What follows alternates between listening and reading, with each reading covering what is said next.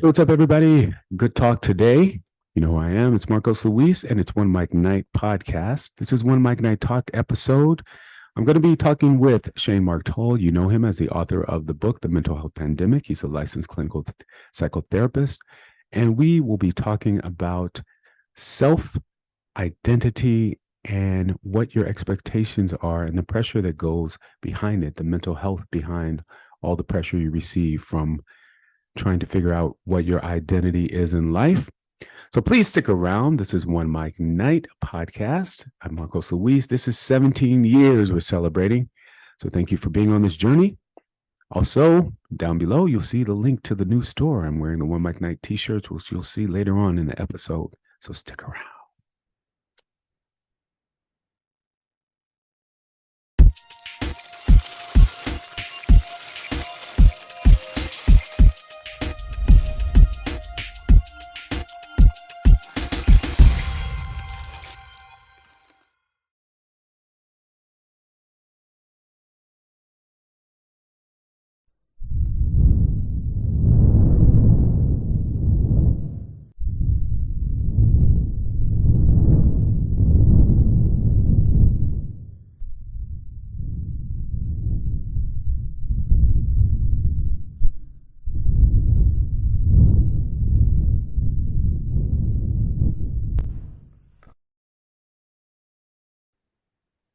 Hi, everyone, and welcome to another episode of OneMicNite podcast, the podcast that brings you stories of artists and people on their journey, helping to guide, answer questions, and motivate you in life and the business.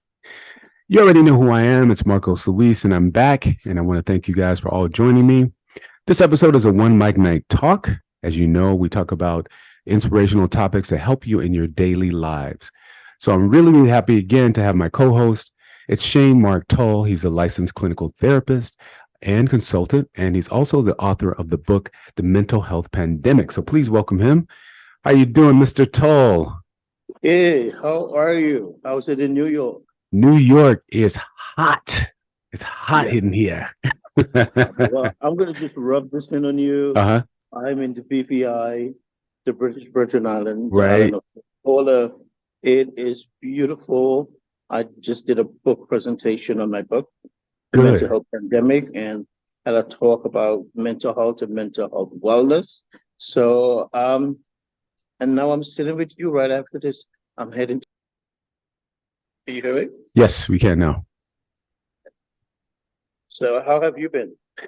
Doing well. I'm doing well. New York, like I said, is really hot, and it's hard to keep your bearing straight when it's so hot because your mind is concentrating on keeping your physical together, which then stimulates a whole nother mental, situation for you too. So I know a lot of people are under stress, and I see a little bit of aggression towards people because they're so stressed and mentally, physically distressed. So I think the two are coinciding today. We're seeing a rise in violence, obviously the summertime too. So yeah, it's been rough here in New York City. I do want to just refresh people on what your book is about, because if everybody who's listening now, you remember we had Mr. Tull here for a long time now. He's been with us for the whole season, and when I had the co-host with Ashley and Liz. But just remind people what your book is about, because I want everybody to purchase it and make sure they check it out. The mental health pandemic, it's about how are we taking care of ourselves during the pandemic. I believe that mental health has become the pandemic within the pandemic. And so I wanted to put together a body of work that was readable in very layman's term, that anyone can pick up and read, and felt that they have some more tools in their arsenal to talk about mental health, and really given us an opportunity to really have this global conversation about what mental health is, but more importantly, into the Black and Brown community in our diaspora, mental health is not something that we talk about. So I am really calling on everyone to this challenge to, one, please buy my book, and to really start this global conversation about mental health. Up to yesterday, President Biden has a new initiative on mental health and what he's willing to sign on to so mental health can be more accessible for everyone. So I really believe that the conversation is shifting. So I want us as a community to shift with it and have a very clear understanding about what mental health is and be comfortable to talk about it. Being clear and taking away the stigma of mental health is very important. So if we're able to take that stigma away, it really helps us to have a very open conversation about what mental health looks like in you and I. I like this. And I like that. And I've said this all along too. And you have said this as well. We're united in numbers. So we need to do this collectively. We need to bring our fellow man along in the Black and brown community because, as you said, it has been a stigma for so long. And I feel that and I see that it's now an open conversation that people are having. And whether you do it on social media, whether you do it with your friends, whether you actually do it with some sort of therapist, these are all methods that we can use to help heal ourselves and help move forward with our own mental hygiene and in a positive light. And I applaud you as well, because as you said, and I have the book, your book is very approachable. It's very readable and it's very applicable to our daily lives. Thank you. And we need to keep this conversation going. It's so important, especially among young Black men, of young Black LGBTQ community and so on.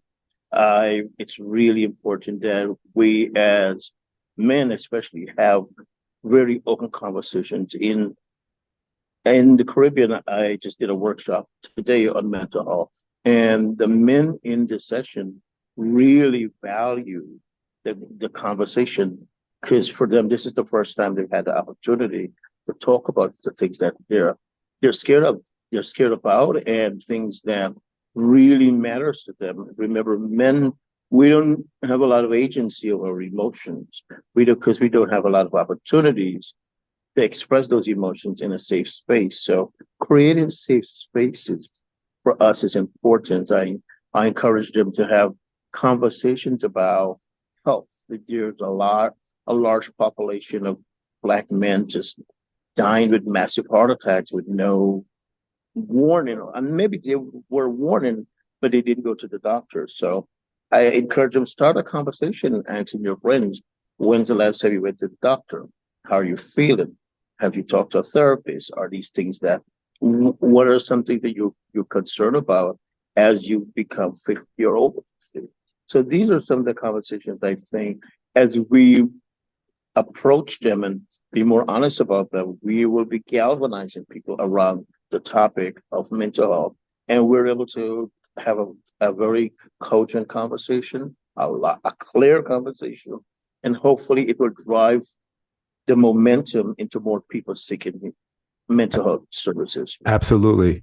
And I have to say two things about that. One, like I just said, it's us helping each other, but it's also having people like yourself that we can look at and we see ourselves and we feel comfortable going to and talking to.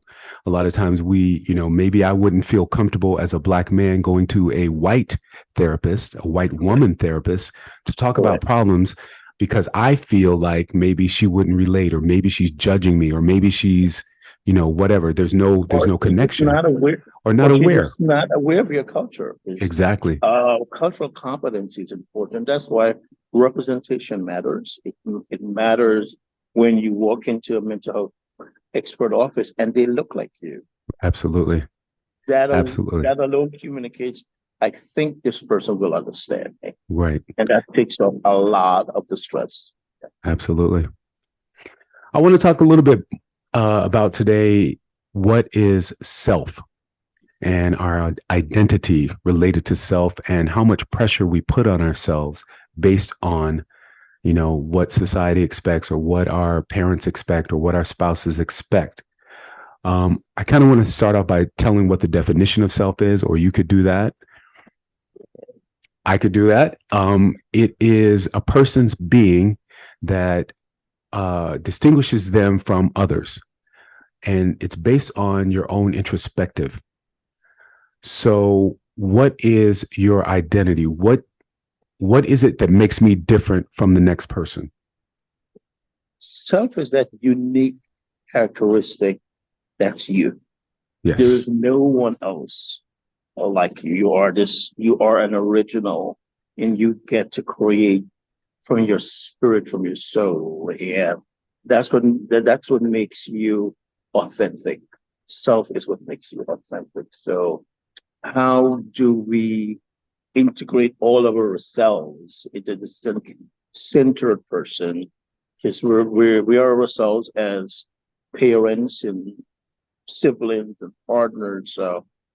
And if we are who we are in terms of how are we experience, what are our lived experiences like in ourselves in society as we coexist in Black skin? I think Yes. that is important. Mm-hmm. How much pressure do you think we put on ourselves to be something, to be what other people expect us to be? Mhm. Lots of A pressure, lot. a Yeah. lot. And I always challenge my patients and my clients. Who told you that you have to do this? Where's it written that you have to put so much pressure on yourself, take so much responsibility, and assume that everybody wants you to be perfect or not? Just so we also need to check in with self and see, are we being realistic with ourselves when we put all this pressure and expectation on ourselves? I think this has come up for me a lot in the last couple of days. I've encountered many people who are suffering from some kind of mental anguish because they feel like they're not living up to the expectations of who they're supposed to be. And I kind of always use this as an example. Excuse me for the background noise. 1 second.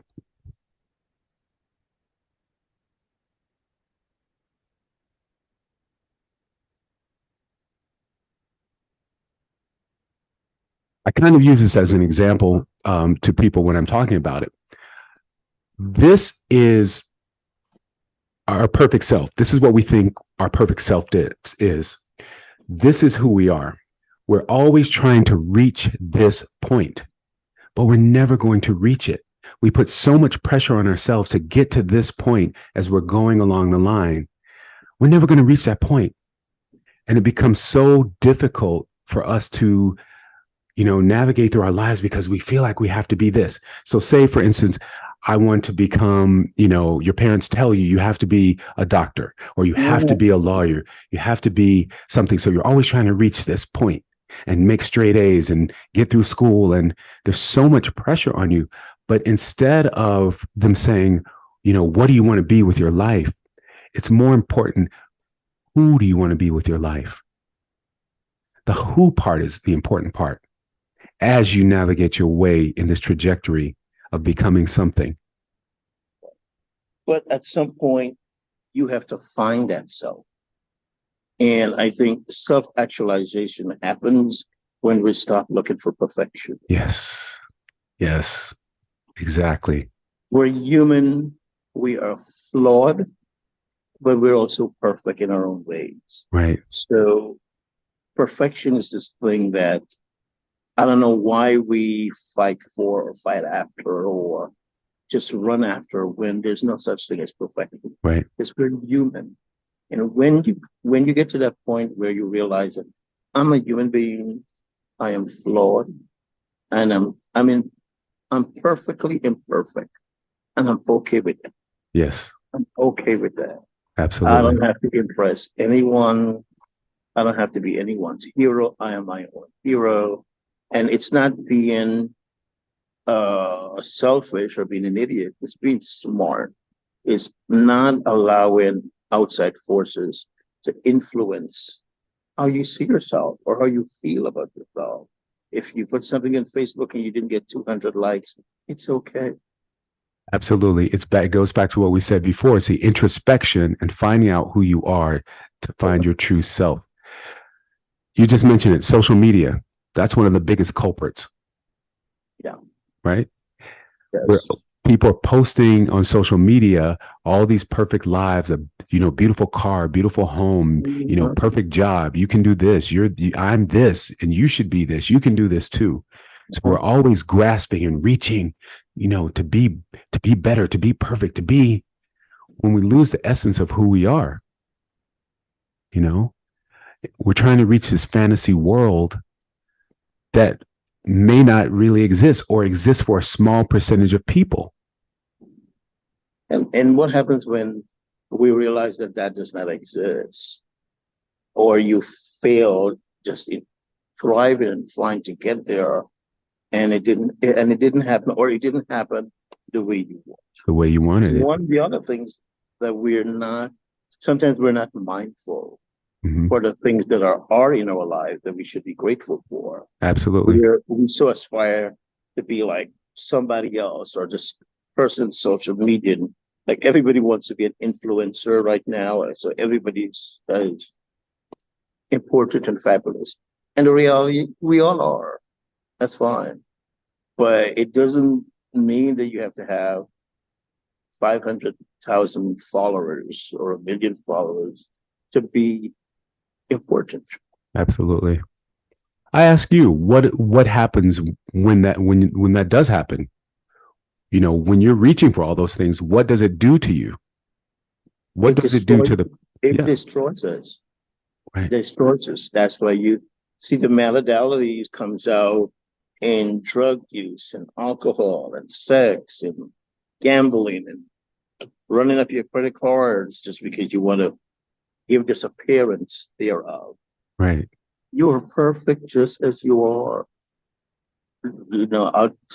I'll share a conversation I had with my mom years ago. She said, "There is nothing wrong with you. You are perfect just the way you are. I made you from scratch. You're okay." Okay. Yeah. It was all natural, but it was funny. But as I get older, it still resonates that, yeah, I was made uniquely in my own space, in my own place, in my own way. And perfect, I'm so far from perfect. Right. But I'm human, and I'm okay with not being perfect. Listen, I'm sure we all want to have a 6-pack at 50. Right. I don't. Okay. It would be nice if I put in the work, but the reality is, hey, I'm a 50-year-old man. Right. And I'm comfortable with that. Absolutely. Okay. Absolutely. I just had this conversation a few minutes ago. We were talking about, when we were younger, and, I was back in my modeling days. I had a 6-pack. I had this, I had that. But as I approach, an older age, and we won't say how old I am, but, I'm very happy and I'm accepting of who I am. I accept the fact that, I have a few gray hairs here. Maybe I color it. Maybe I let some come out. I accept the shape of my body. Yeah. You want to be the best that you can be. But am I trying to go back to my modeling days? No. Am I trying to go back to all that? No. I'm a man of a certain age, and I accept who I am and where I am in life. And that alleviates and that relieves a burden off my shoulders, But think about what would your man of a certain age tell that man that was back in his modeling body? What would be 2 things that you would be able to share with him about life? I'd probably say just enjoy your life. One, it doesn't last forever, and just be happy with who you are as you age. You can still look good. You can still feel good. You can still be who you are. It doesn't change who you are inside. Our physical will change. The physical will change. It's the same as you go through a marriage or any kind of relationship. What you're initially attracted to may be the physical, but the essence of what you're attracted to actually is inside. Does that change? So that's the real question. We're continuously changing for our better selves. For our better selves, yes. And we have to be invested in that. That at 50 something, I am comfortable, I am grateful, I'm in a space of joy and contentment. Do I want to accomplish more? Yes, I do. I'm working towards it. Yes, but I'm not killing myself Right. to get there. I want to like right here, right now, enjoy this moment, enjoy this conversation we have, and be present for it. Instead of thinking, okay, well, I need to do X, Y, Z in the next 2 hours. No, let me stay present for this experience. Because this moment is all that matters. Yes, you're absolutely right. We can plan for the future a little bit, but even the future isn't guaranteed. Who knew that we would have a pandemic and have 3 years and 2.5 years where we couldn't do anything, where we Yes. were forced to change the course of our lives and the way we do things? Those things are we have no control over. All we have control over is how we are, our And the thoughts, grace our about mindset. and the grace about that is that we survived a pandemic. The human spirit is triumphant, individually, but more so collectively. We Absolutely. survived the pandemic with our community and with our friends and with our families, like checking in and being there and being vulnerable and saying that we're scared. Right. We don't know what's going to happen, but the fact that we had each other or we have each other helps us to get through it. We can trauma bond, but we could also heal in unity. We can heal in unity.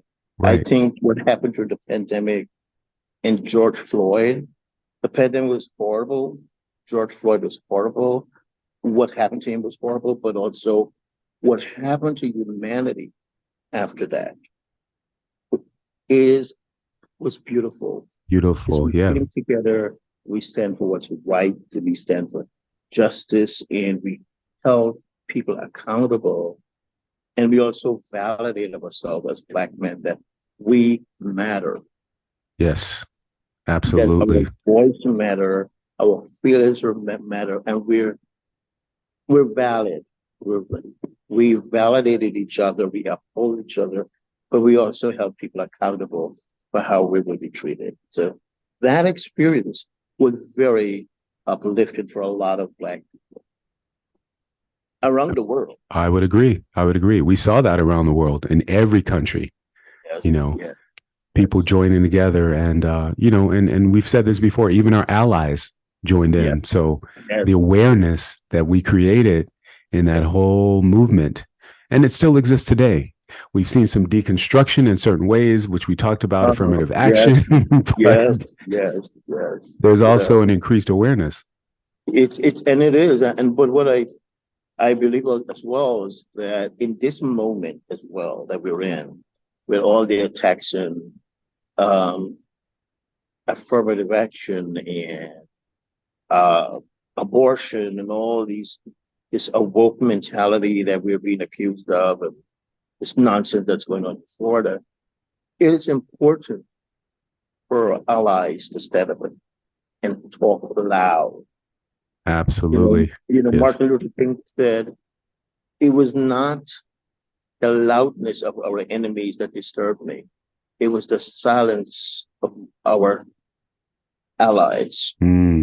that disturbed me. Yes. You don't speak up. Right. Yep. Yeah. If you don't speak up, it basically means you condone what's going on. Yes. Not making a choice is making a choice. Definitely. So we got to Right. speak up. We got to vote. We got to make sure that Trump don't get back in. We have to make sure that those folks that are just trying to make a mockery of our democracy does not succeed. And our democracy is not perfect, and we must accept that. Right. But we cannot accept the road it is going down. It is very scary. Very It is scary. very scary. Yep. So we need to really encourage our allies to stand up Yes. and we come together collectively because it's the only way we will defeat autocracy that is emergent. Right. Look what's happening in Israel, Yeah. Absolutely. the Yeah. parts of Europe, Yep. Africa, Venezuela, and we cannot say, "Oh, well, that's never going to happen in America." We never thought January 6th would We ever sure happen in didn't. America, We sure but didn't. we saw it live. Yeah. Sure did. Not making a choice is making a choice. And we definitely need to come together and make a choice. And that also informs what we're talking about today. Mm-hmm. It informs our identity. Right. And the identity to have morals and to stand up for what's right. And it doesn't take much to stand up for what's right. Right. It does take courage. It does take courage. And it does take courage. I feel like there's a lot of apathy going on more than usual in the last few years concerning government, and back to what you said about voting, and people not even caring. They don't care because they think the government, no matter what choice you make, the government's not going to be for their benefit. And I'm talking about that with our people and people of color. Mm-hmm. And it's a sad place to be. But the fact is actually the reverse. If you do make decisions, if you do make a vote, and we've said this before too, not just the presidential election, it's on the ground level. It's your council people, it's your representative, those people who are actually close to the people, who have their ear to your mouth, who can make the changes in your towns, in your city, in your state, then federal. Yes. Those people. And it starts just by volunteering with your election board. Right. Do civic things. Volunteer in your local soup kitchen. Encourage people to vote. Run for office. Right. Run for local city council, for an assembly member position. All of those things are important because we cannot stand outside the system and make change happen. Not at all. We have to be in the system. In that system. Representation matters. Right. Representation matters. Even with all the gerrymandering they're doing, and they have no respect for the Superior Court, So there's still, if the highest court in the land say you need to redraw your districts, and you're like, we are not doing that. Mm-hmm. Well, what does that say about the rule of law? These are the Supreme Court judges. If they tell you have to, right? But, which takes me down another route too. I mean, if you are, this is sort of a side travel, but if you're called to serve on jury duty, I advise you to serve on jury duty. Yes. That was one of the best experiences of my life, to serve and see how the United States court system works and how laws are being implemented, and they work. Yes. They work or they don't work, but at least you get to see the logistics of how they're in working form. Part of the process, right? You get to be a part of the process and the decision making. And that changes lives. It certainly changes lives. Yeah. When you're part of the process, you get to change. Maybe not as fast as you wanted, but once you're in there, change will happen. And we definitely have to hold on to that. That's hope. That is the hope. Yeah, that definitely is the hope. That's the hope. Yeah. Well, that was a beefy conversation today. Yeah. I want to thank you. Do you have any thoughts for the weekend? We're going into the weekend. Man, stay cool. Like literally. Stay cool. Okay. Stay cool.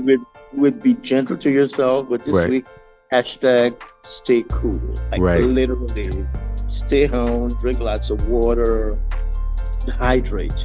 Yeah, and just chill out. Listen to your body, because there's a heat wave still moving across the world, and global warming is real. Yes, it is. So take care of yourself on this one. How can we get in touch with you again?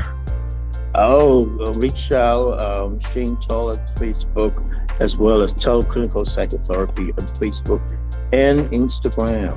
And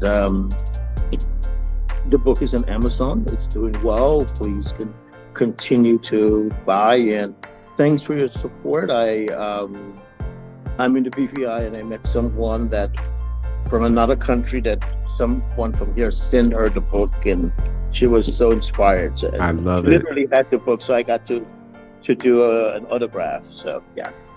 So this little book is just doing wonderful things. So I am so humbled and so grateful. Well, we wish you so much success, continued success, and thank you for being my co-host here on a regular basis. You always have a home here at OneMicNite. Shane Mark Tull, author of The Mental Health Pandemic, licensed clinical therapist and consultant there in the BVI. The power of technology. We're on Zoom, so he can zoom in and we can talk about good things. Please make sure you pick up the book. As for me, you can DM me at Marcoso-Luis, Marcosluis. The show is OneMicNite, OneMicNite. This week, OneMicNite is celebrating 17 years. OneMicNite Talk, Live, Pod. Thank you. Check out the new merchandise in the store. I'm wearing the new t-shirt now. I'm going to do a quick little showdown. Give me one. I got you. I'm sending you one for sure. It says OneMicNite Talk, Live, and Pod coming at you. So please pick those up. We also have the coffee mugs available for you. You can see that. And on the back, this is called the I Am Art series. I Am Art. Okay. See that? It's all available at the store, Azul-AZN. You'll see the link down below, and you'll also see the link for Shane Mark Tull. Please support us. And I want to thank you guys all for being here for OneMicNite for 17 years. Look out for the best of OneMicNite episodes coming up at you soon. Thank you very much. We'll see you next time. Thank you, my friend. Yes, thank you. Bye-bye.